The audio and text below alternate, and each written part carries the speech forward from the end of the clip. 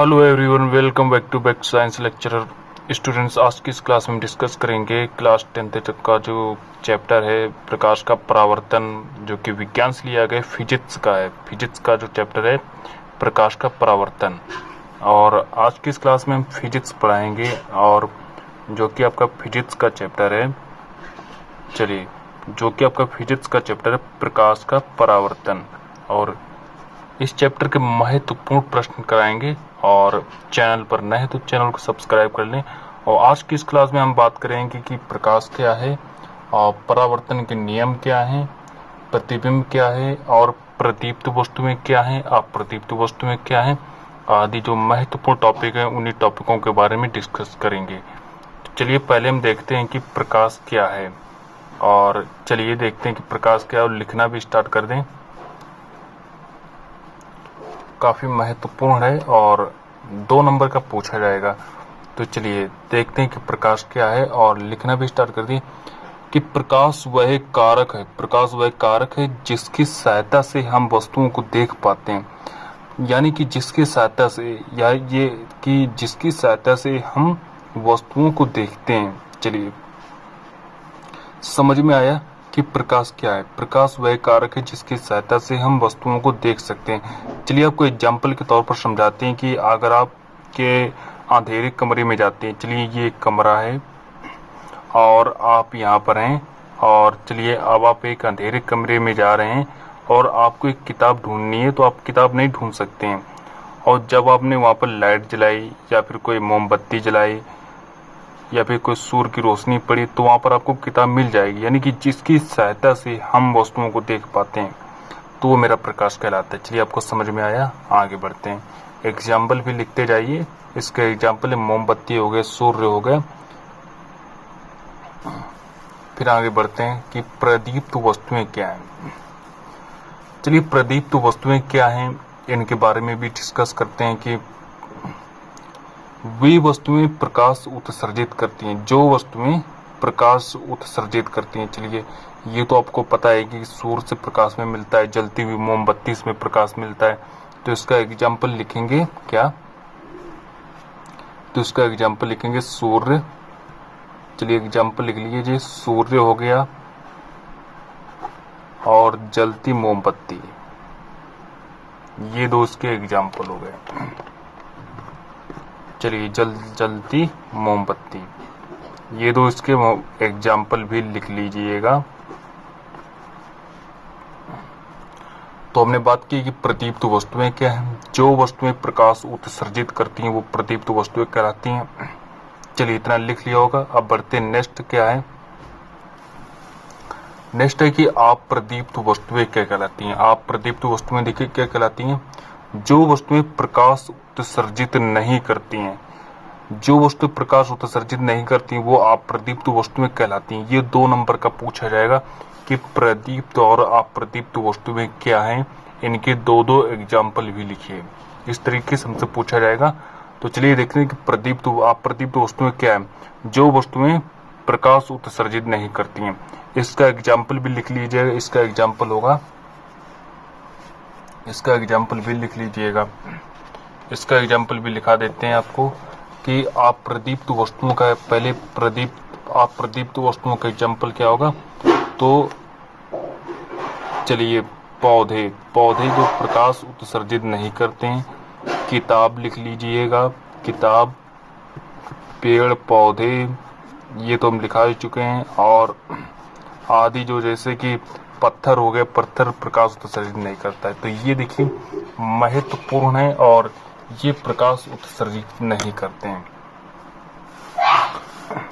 तो हमने बात की थी प्रकाश क्या है। प्रकाश वह कारक है जिसकी सहायता से हम वस्तुओं को देखते हैं, और एग्जाम्पल भी इसके लिख लीजिएगा। मोमबत्ती और सूर्य हो गए, एग्जाम्पल भी इसके लिख लीजिएगा।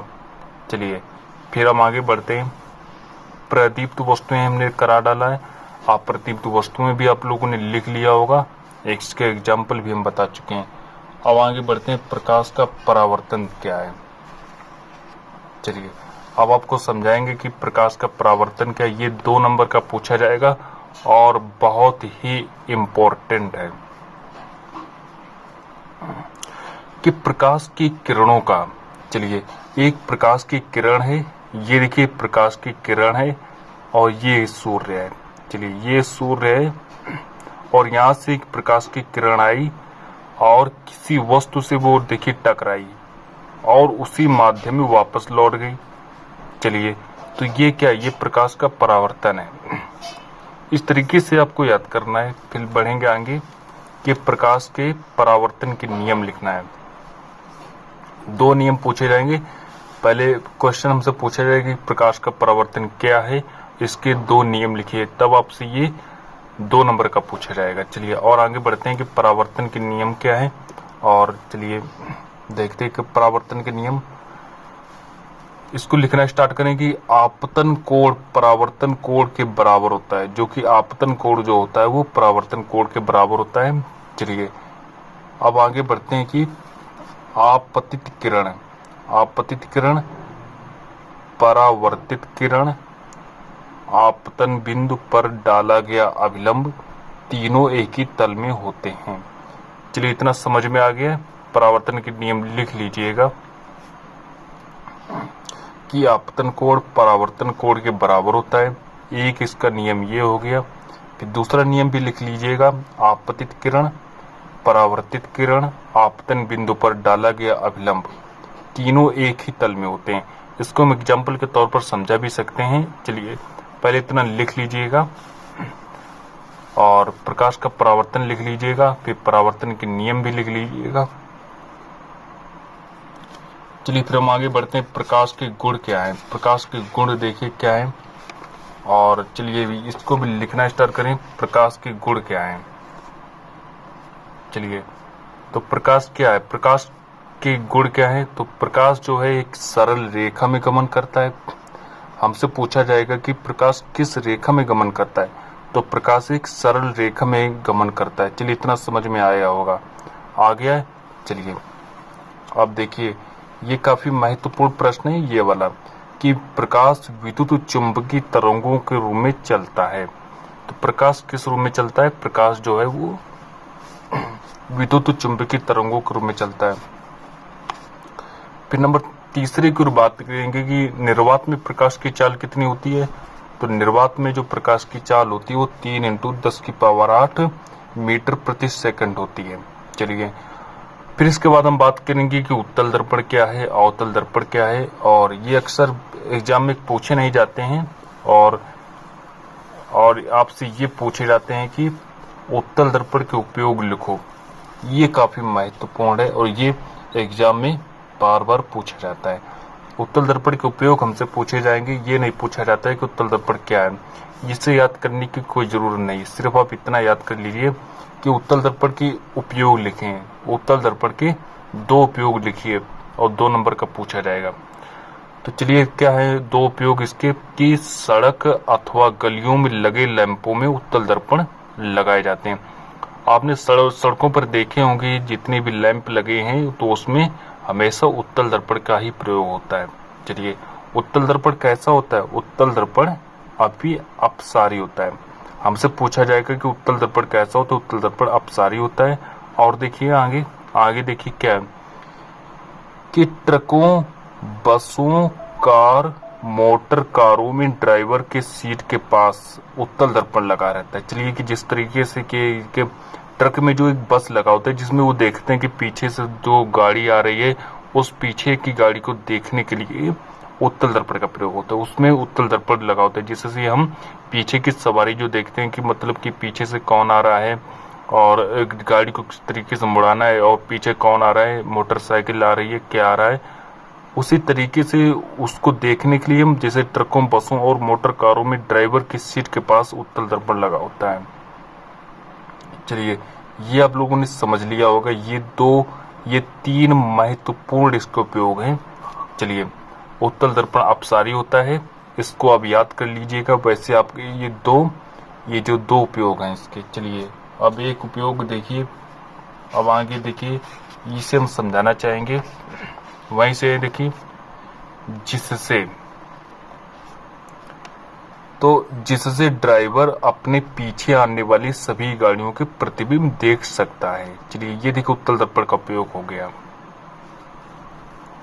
और देखिए आगे देखें, चलिए आगे बढ़ते हैं। अब अवतल दर्पण के उपयोग क्या है और अवतल दर्पण क्या है ये आपको याद नहीं करना है, और क्योंकि एग्जाम में बहुत कम ही रेयरली पूछा नहीं जाता है और इतना इम्पोर्टेंट भी नहीं है कि उत्तल दर्पण क्या है। आप सिर्फ इतना ही याद कर लीजिए, उत्तल दर्पण के उपयोग याद कर लीजिए बस, क्योंकि उत्तल दर्पण के और अवतल दर्पण के उपयोग ही पूछे जाते हैं और ये नहीं पूछा जाता था कि अवतल दर्पण क्या है, उत्तल दर्पण क्या है। चलिए, अगर हो सकता है कि हम बाद में इसके एक वीडियो बना देंगे और बाद में इसके प्रश्न हम हल करा देंगे, उत्तल दर्पण का उत्तल दर्पण क्या है, और जो नेक्स्ट वीडियो आएगी उसमें हम बताएंगे कि उत्तल दर्पण का उत्तल दर्पण क्या है। तो छोटे अवतल दर्पण द्वारा, चलिए अवतल दर्पण का उपयोग देख लीजिए क्या है। छोटे अवतल दर्पण द्वारा प्रकाश किरणों को परावर्तित करके डॉक्टर जो होते हैं वो आंख, नाक व गले का निरीक्षण करते हैं। तो किस दर्पण का प्रयोग करते हैं, उसमें अवतल दर्पण का ही प्रयोग करते हैं। अब देखिए ये जो प्रश्न है बहुत ही ज्यादा महत्वपूर्ण है कि फोकस दूरी तथा वक्रता त्रिज्या में संबंध। चलिए, फोकस दूरी और वक्रता त्रिज्या में संबंध लिखना, तो F बराबर R/2 याद रखेंगे, और ये वेरी इंपॉर्टेंट प्रश्न है जो कि 2023 में आएगा, 100% आएगा, 100% आएगा, और हर एग्जाम में जरूर आता है, हर सेट में आता है। ये प्रश्न बहुत ही इंपॉर्टेंट है कि फोकस दूरी तथा वक्रता त्रिज्या में संबंध बताओ, तो ये बहुत ही महत्वपूर्ण प्रश्न है। फिर आगे बढ़ते हैं कि गोली दर्पण के लिए फोकस दूरी का सूत्र लिखिए। तो गोली दर्पण के लिए फोकस दूरी का सूत्र होता है 1/f बराबर 1/v प्लस 1/u। चलिए इसको भी याद रखेंगे, ये काफी महत्वपूर्ण है, ये दोनों के दोनों महत्वपूर्ण है, और उत्तल दर्पण के जो हमने उपयोग बताए वो भी बहुत ही इंपॉर्टेंट है, और इन तीनों को सही से पढ़ें। और चलिए अब आगे देखते हैं कि प्रकाश की किरण है, और प्रकाश की किरण किसे कहते हैं। चलिए पहले इसको हम देखते हैं और समझ भी लेते हैं।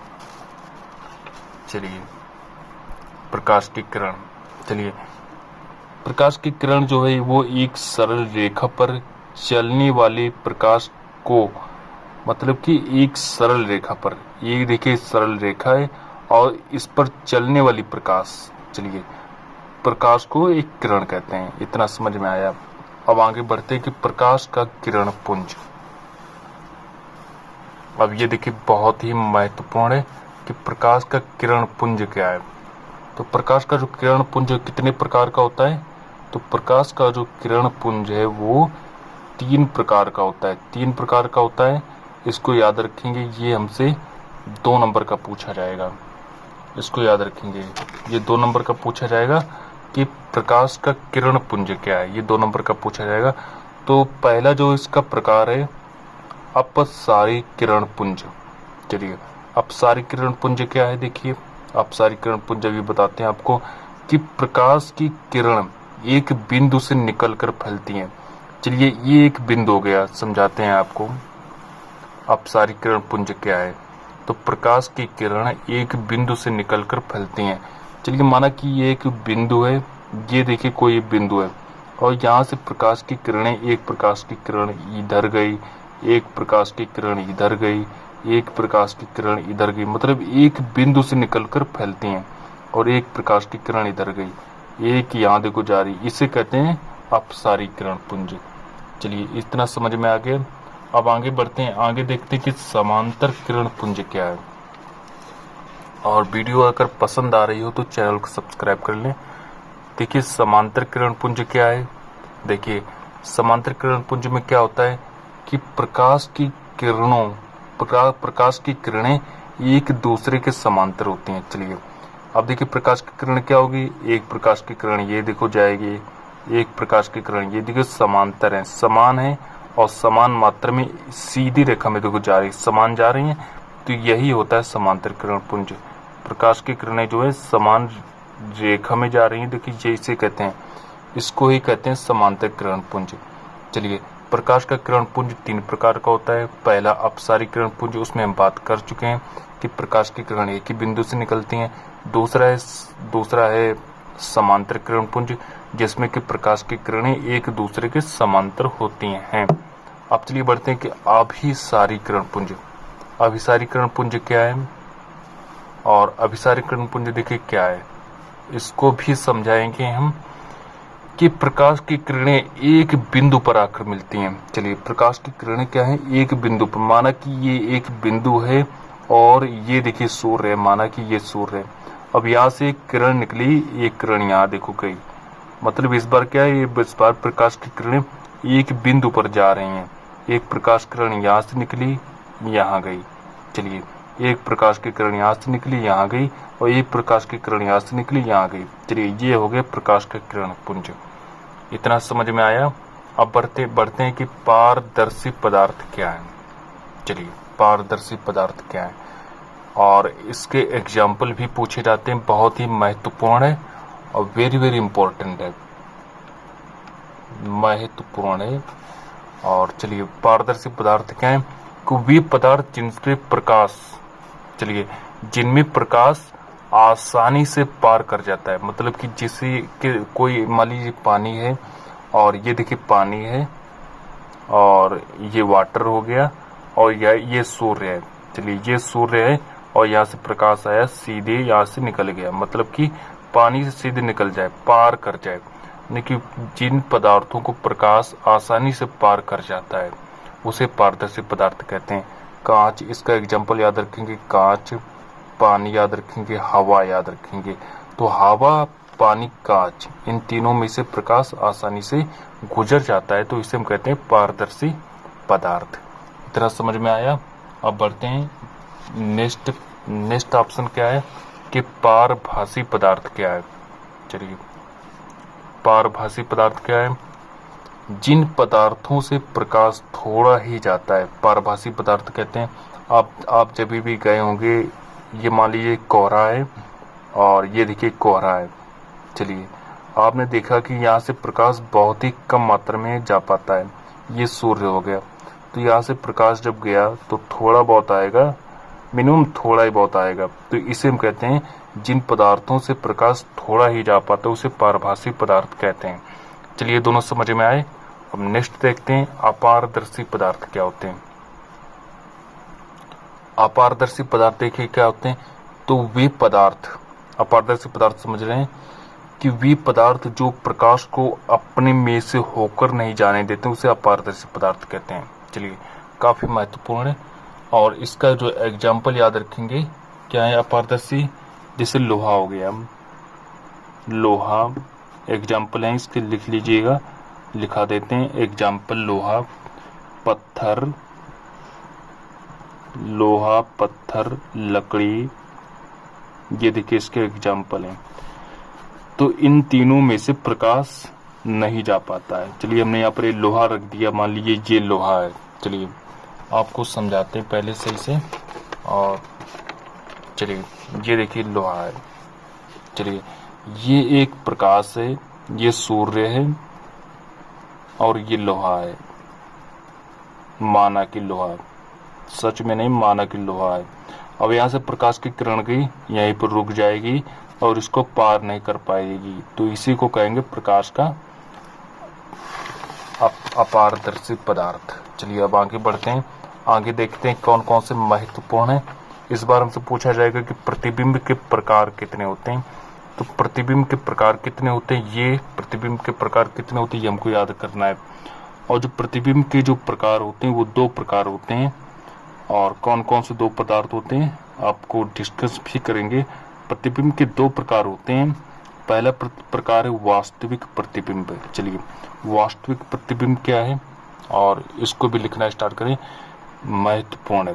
तो वास्तविक प्रतिबिंब में क्या होता है, देखिए वास्तविक प्रतिबिंब को भी समझाते हैं आपको, और इसको पहले लिख लीजिए। वास्तविक प्रतिबिंब क्या है, तो देखिए किसी बिंदु स्रोत से आती प्रकाश की किरणें दर्पण से परावर्तन के बाद जिस बिंदु पर वास्तव में मिलती हैं उसे वास्तविक प्रतिबिंब कहते हैं। चलिए, किसी बिंदु स्रोत से आती प्रकाश की किरणें दर्पण से परावर्तन के बाद जिस बिंदु पर, माना ये बिंदु है और यहाँ पर प्रकाश की किरणें आ गई और वास्तव में मिलती हैं, यहाँ पर मिलती हैं, वास्तव में मिलती हैं यहाँ पर प्रकाश की किरणें, तो इसी को हम कहते हैं वास्तविक प्रतिबिंब। चलिए, और आगे बढ़ते हैं, इतना लिख लिया होगा। अब देखिए आगे है कि आभासी प्रतिबिंब क्या होता है। चलिए, आभासी प्रतिबिंब क्या होता है। चलिए, आभासी प्रतिबिंब इसको भी लिखें, पहले समझा देते हैं कि किसी बिंदु से आती प्रकाश की किरणें परावर्तन के बाद जिस बिंदु से आती हुई प्रतीत होती हैं, आभासी प्रतिबिंब कहते हैं। मतलब आई नहीं किरणें, आती हुई प्रतीत होती हैं, तो उसे हम आभासी प्रतिबिंब कहते हैं। और वास्तविक प्रतिबिंब में क्या था, देखिए वास्तविक प्रतिबिंब में क्या था कि किसी बिंदु से आती प्रकाश की किरणें दर्पण से परावर्तन के बाद जिस बिंदु पर वास्तव में मिलती हैं, मतलब वास्तविक प्रतिबिंब में जो किरणें हैं वो वास्तव में आ जाती हैं। और इसमें आभासी प्रतिबिंब में क्या होता है, आभासी प्रतिबिंब में जो किरणें होती हैं वो वास्तव में आ नहीं पाती हैं, मतलब आती हुई प्रतीत होती हैं, तो उसे हम आभासी प्रतिबिंब कहते हैं। और ये नोट में लिख लीजिएगा कि वास्तविक प्रतिबिंब को पर्दे पर प्राप्त किया जा सकता है, लेकिन आभासी प्रतिबिंब को पर्दे पर प्राप्त नहीं किया जा सकता है। चलिए, ये देखिए महत्वपूर्ण है और इसका भी पार्ट 1 हुआ है प्रकाश के परावर्तन का। इसका नेक्स्ट पार्ट जल्द ही आएगा। और चैनल पर नए हो तो चैनल को सब्सक्राइब कर लें। मिलते हैं नेक्स्ट वीडियो में।